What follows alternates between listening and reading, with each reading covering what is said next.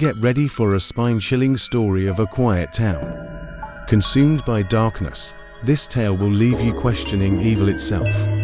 Welcome to a story you won't forget. I remember that night like it was yesterday.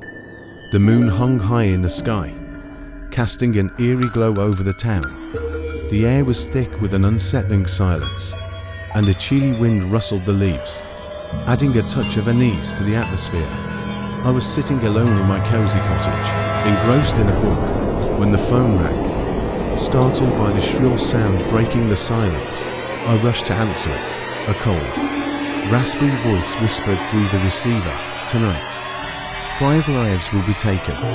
Yours will be one." Fear gripped my heart, and my mind raced with questions. Who was this person? Was it a cruel prank, or a genuine threat? I tried to brush it off as a joke, but an unsettling feeling lingered. Unable to shake off the unease, I decided to take a walk through the empty streets. The fog was thick, obscuring my view and amplifying my growing sense of dread. It felt as if unseen eyes were watching my every move. As I made my way through the misty town square, a shadowy figure caught my attention, standing ominously beneath a flickering street lamp. Panic surged through me, and I quickened my pace, fearing I was being pursued. The sound of my footsteps echoed in my ears, heightened by the palpable tension in the air. Suddenly, rounding a corner, I stumbled upon a horrifying sight.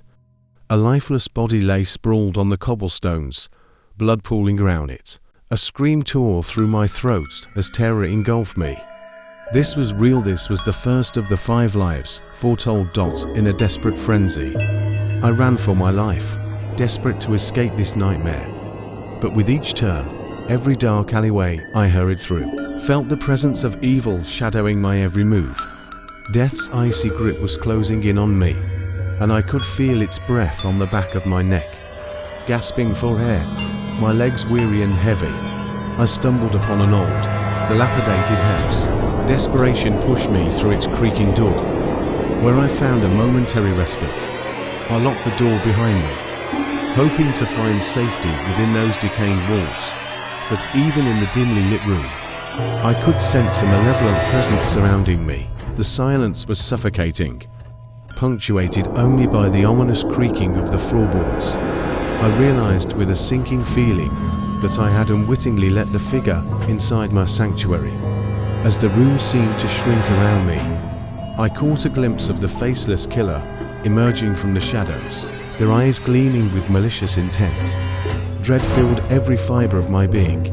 I was trapped, with nowhere to run. I stared into the abyss of the killer's soul, accepting the inevitability of my fate.